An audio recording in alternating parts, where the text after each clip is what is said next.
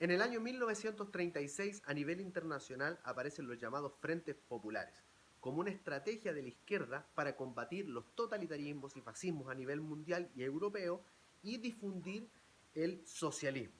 El Frente Popular en Chile fue el tercer país donde se desarrolló. El primer país en surgir fue en Francia, posteriormente surge en España y después aparece en nuestro país, en Chilito, y va a estar compuesto por 3 partidos políticos: comunista, socialista y radical, que va a ser el partido político que va a llevar a la presidencia a los 3 siguientes presidentes de Chile desde 1938 en adelante. Además va a estar compuesta por 2 organizaciones obreras principalmente, la FOCH, Federación Obrera de Chile, y la CTCH, Confederación de Trabajadores de Chile. Y también va a estar compuesta por una organización feminista, el MEMCH o la MEMCH, Movimiento de Emancipación de la Mujer Chilena o Movimiento Pro Emancipación de la Mujer Chilena. Estos movimientos sociales, feministas y partidos políticos van a organizarse para combatir el totalitarismo. En el video de hoy vamos a hablar sobre los gobiernos radicales, liderados por Pedro Aguirre Cerda, Juan Antonio Ríos y Gabriel González Videla. Ok, polilla.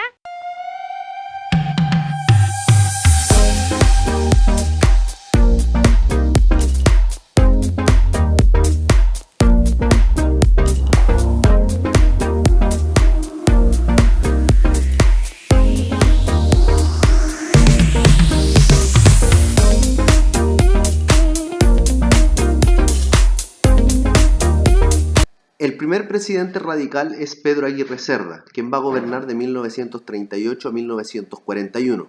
En el ámbito internacional va a tener que enfrentar el inicio de la Segunda Guerra Mundial.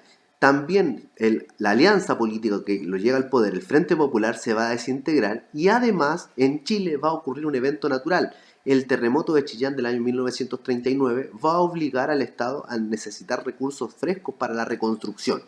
Además hay que recordar que Chile viene aún tratando de salir de los efectos de la crisis económica de 1929. Su lema era gobernar es educar, y dentro de las características de su gobierno va a fomentar la expansión del sistema educativo, creando más de 5.000 colegios nuevos, fomentando educación rural, dándole empleo a profesores y además creando el área técnico profesional. Durante este periodo, además, va a mostrar una preocupación por adquirir soberanía en la Antártica chilena. Pedro Aguirre Cerda, además, da el puntapié inicial al impulso industrial creando la Corporación de Fomento de la Producción en 1939. Para muchos, Pedro Aguirre Cerda ha sido el mejor presidente de la historia de Chile y el más importante y con mayor popularidad. Pero su floreciente gobierno y gran administración se va a ver arruinada en 1941 cuando Pedro Aguirre Cerda lamentablemente muere. Uno menos. Este no jode más. Producto de una tuberculosis. Y con esto, el gran gobierno del presidente y además profesor Pedro Aguirre Cerda llega a su fin.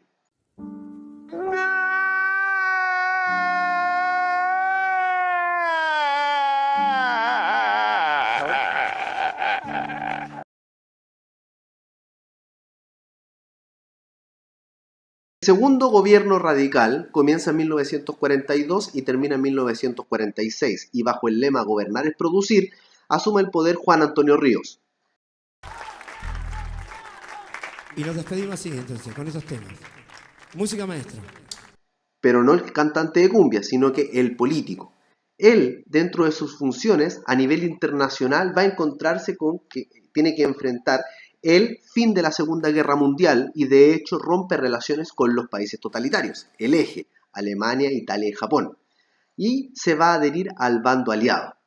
Dentro de las características de su gobierno, recibió el pase en profundidad de Pedro Aguirre Cerda y consolidó el proceso industrial con la creación de gran cantidad de industrias nacionales, como la primera industria del acero, CAP, Compañía Acero del Pacífico, Organización de la Industria del Petróleo, ENAP, Empresa Nacional del Petróleo, y además desarrollando un plan de electrificación nacional con la creación de la Empresa Nacional de Electricidad Sociedad Anónima, Endesa. pero al igual que Pedro Aguirre Cerda, su gobierno termina antes de tiempo, ya que se retira producto de una enfermedad, la cual finalmente le va a terminar por quitar la vida. Uno menos. Este no jode más. Dentro de su gobierno van a seguir las divisiones internas dentro de las alianzas políticas a la cual pertenecía el Partido Radical, que hasta esa época era el partido más popular en votación. El tercer gobierno radical es el gobierno de Gabriel González Videla, de 1946 a 1952, bajo el lema "Soy un radical de izquierda", pero aquí se empieza a incubar una de las mayores traiciones en la historia de Chile. A nivel internacional había gran efervescencia social por el término de la Segunda Guerra Mundial, pero además comienza un conflicto a nivel internacional entre Estados Unidos y la Unión Soviética en el ámbito económico, la llamada Guerra Fría. Tras la Segunda Guerra Mundial, los países se enfrentan a un proceso de inflación creciente, donde los precios aumentan, pero el sueldo de las personas se mantiene estancado.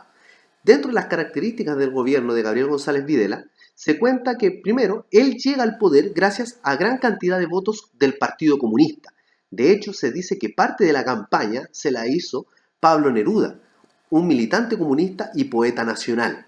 Durante este periodo, el primer hecho importante que va a significar la gran traición hacia el comunismo va a ser en el año 1948, cuando, producto de las presiones internacionales, Gabriel González Videla redacta y promulga la Ley de Defensa Permanente de la Democracia, o también llamada Ley Maldita, por la cual se declara ilegal y se empieza a perseguir a todos los militantes del Partido Comunista, abriéndose campos de concentración. En el contexto de la Guerra Fría, continúa con la lógica de persecución y de caza de brujas del comunismo por parte de los Estados Unidos, pero significó la gran traición hacia parte del electorado de Gabriel González Videla.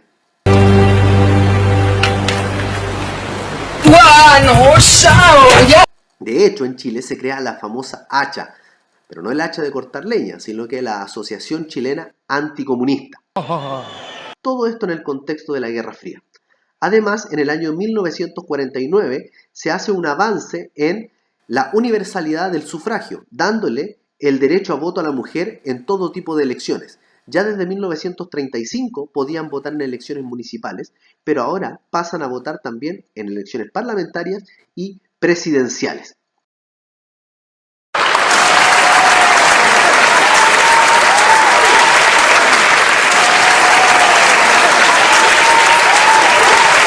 Su periodo es el único de los tres gobiernos radicales en terminar en los 6 años correspondientes, de 1946 a 1952. Pero ya el Partido Radical estaba muy desgastado en su electorado. De hecho, antes de la Ley de Defensa Permanente de la Democracia, el único partido que había aumentado en votación era el Partido Comunista. Tras el fin del gobierno de Gabriel González Videla, llega nuevamente al poder un personaje muy conocido en la historia de Chile: Carlos Ibáñez del Campo. Espero que el video se haya entendido, cuídense mucho y nos vemos la próxima. Hasta la semana que viene.